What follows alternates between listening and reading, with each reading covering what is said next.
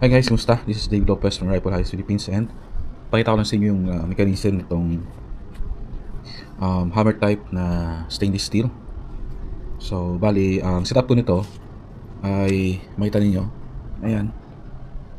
So, dito banda, meron siyang rail na 20mm. Ayan. Kasi before, meron siya dito sa loob ng rail din. Di ba kamukha mo ng mga rail is 11mm? Yan. So nangyari nang nagkuha ako ng caliper, bakit pag naglalagay ako ng mount, sabi ko bakit tabingi.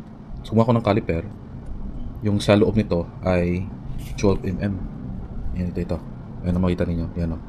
So nangyari, pinagawan ko nito, ginawa ng idea, ginawa ng rail na 20mm, tapos yan o, merong kanal dyan, at ito ay pwede mo ito tanggalin. So dahil may kanal dyan, papasok lang to para na hindi siya gumalaw, ay nilagyan siya ng allen dalawa. Ayan. So, yan kaya naka-steady na. Tapos dito, meron siyang kanal para sa mount natin. Gusto ko sana na wala to para na mas mas low mount. So, dito, hindi ako magpaglagay ng high mount kasi mataas na to. Makita nyo from barrel papunta dito, mataas na ako. Maglalagay pa ako ng mount na mataas. So, hindi na maganda. So, dapat dito mga low mount lang. Meron tayo ditong swing. Itong swing na to is made of stainless steel din. Ayan. So ito yung sinabi ko before na meron siyang kopa. Ayan. Meron tayo dito pangtanggal.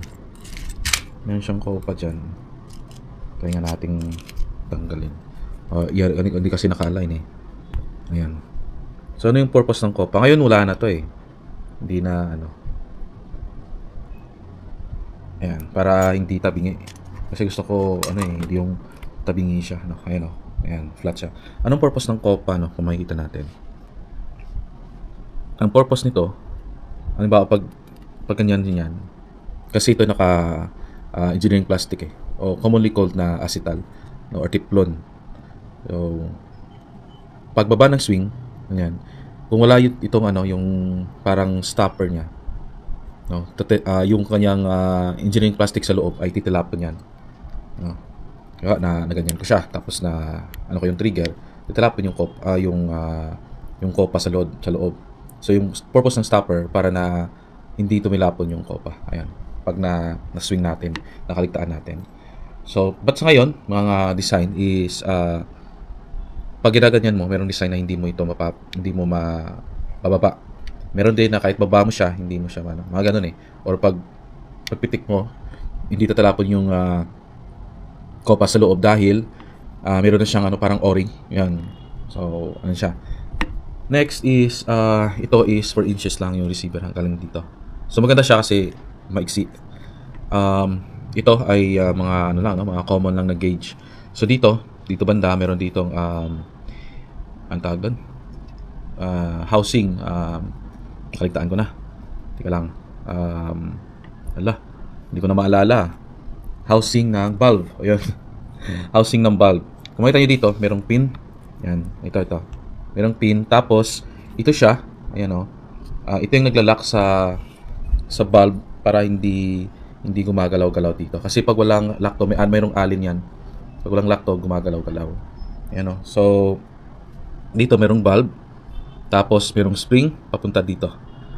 Ayan. Para na ito mag-hold sa pin yan. So, makita ninyo, ito ay brass material na ginamit. Ang ganda kasi sa ganitong klaseng swing, kahit na ilang ulit mo, dahil stainless siya, hindi siya, pero kasing nangyari before sa mga kabatch ko, na ito ay tumilapon dahil manipis yung sa baba, tapos made of aluminum, tumilapon to. Kaya doon lumabas yung mga stainless steel. Ayan. Ngayon, may mga T6 na lumabas pero makapal na yung gawa dito. Pero ito ay kahit na hindi ito matatanggal. Back then, ito yung meron yung tactical na type na stainless. Aluminum to. Aluminum din to. Pinasadya ko lang talaga na stainless steel kasi hindi lang pang blinking, at the same time pang display na rin. Kasi hindi ito nagko-corrosion. Kahit na ilang years tago mo siya, maulanan, hindi nagko-corrosion. Ito mabigat lang siya kasi made of stainless steel. Itong tawag before yung pistol type. Ayan. Pistol type. Tapos, ito ay stainless steel. Malaki to before. Pinalitan kasi parang bulky yung sobrang laki. Kung makita ninyo, yung kanyang pin dyan, ayan, malapit ko sa camera. Yung pin niya, ilang mm lang. Kita pa. Ay. Siguro ito. Ilang lang yan. Ito. Yan. Ilang lang yung lumabas dyan sa bulb housing. Yan. Tapos, makita nyo, flat. Hindi siya gumaganon. No? Yung hammer natin, no? Flat na flat. Ano pa? Ito ay aluminum. Sa loob niya is aluminum part. Ay, dito pala is ito yung adjustment para palakas patigasin, no? Kasi habang inaali natin ito pataas ay yung spring nagko-compress dito. So pag ginaganyan natin, mas malakas yung palo. Ganun siya. Pag aluminum mas magaan. Pero ngayon mas magaan pa kasi yung ginagamit is plastic na grip. Ayan. So ito kasi parang to parang collector's item. And then, pistol to, pwedeng gawing pistol. Pag kukunin ko to, lahat, maging pistol na siya.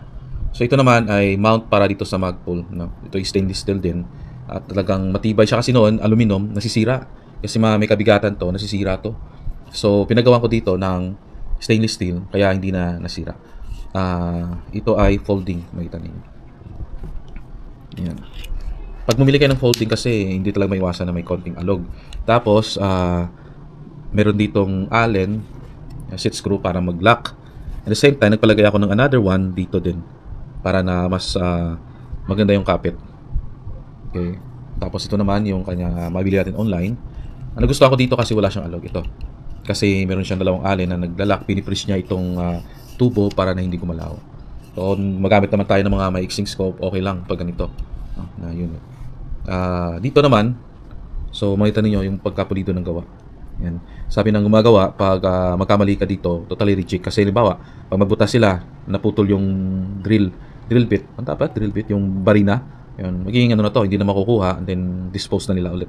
So, meron itong Allen. Yan, screw dito dalawa, para ito yung kumapit dito. Maganda kasi dalawa eh. Kahit na gano'n natin, matibay talaga. Ito naman, merong Allen dito. Yung purpose naman nito is, nagbutas sila kasi may butas dito, di ba? Tapos para yung butas nito, mag-connect dito, nagbutas sila dito pa akyat para na yung hangin galing dito papunta dito. Yan. Medyo masilan lang kasi pag magbutas ka dito, maliit na drill, tapos mabali yung barina, wala na. Ito naman, may bibili natin sa mga China to eh. Itong regulator, yung mga China regulator. Ayan. Makita yung naka-V. Kasi pwede yung itong i-arrange eh. Wag so much kasi makita ninyo, pag gusto nyo siyang i-arrange to, na parang naka-V siyang ganyan, yung ano natin dito is ito.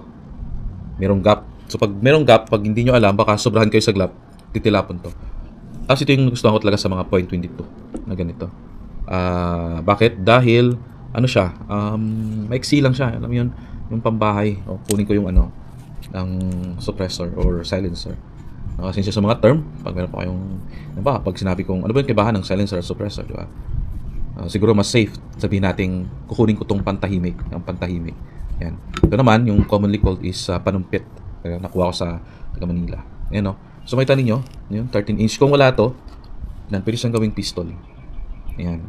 So normal na mga gauge. So ito yung suppressor niya. Ang pressure niya is Nimrod na original. Ayan no. Ito yung original ng Nimrod. Pinasadya to sa factory mismo nila. Ayan. So, maganda yung gawa nila kasi tahimik. So, naka-threaded siya. Kung makikita niyo. Ayan. Purpose na threaded. Actually, pwede din naman disuksok eh. Bakit naman? Hindi naman sobrang high power to natitilapon. Plano ko dito, bibili ako ng maiksi. Yung project ko dito, yung sa PCP pump na yung filter.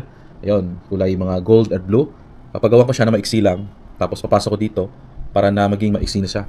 Parang kasya na sa bag. Hindi na kailangan magdala ng mga airgun bag. Yun, sa kabila. So far, yan. Napakali. Dito, ang nagustuhan ko kasi, pag sa gilid yung lock, pwede mo siyang i-loosen, tatanggalin mo na yung barrel, panumpit. Hindi mo na kailangan na tanggalin yung sa taas. Kasi halimbawa, pag nasa taas halimbawa, may scope dito. Pag dito yung allen, sa taas, ang nangyayari, papalit ka ng panumpit. So yung gagawin mo, tatanggalin mo muna yung scope mo, tapos ilulusin mo yung allen dito, kunin mo yung barrel, babalik mo yung allen, babalik mo yung scope. Unlike dito, tatanggalin ko dito, tanggal siya, naka-steady pa rin yung scope natin. Okay? Anong purpose nito? Yung purpose nito is dito ako kuha ng pellet. Yan, dito siya. Malapit. Mayroong iba dito sa likod nilalagay. Depende sa preferences niyo kung saan yung gusto niyo. Ito naman is kamagong and ito ay stainless steel. Ayan. So, Ayan. So, yun, ito siya. Yung unit natin. I think, ayan, no? So, ito yung tawag dito is hammer type, pistol type. Meron yung tawag na tactical type. No? Pero, yan, swabe guys. So. Maiksi lang siya and magaan. So, ito yung mechanism niya. Yan.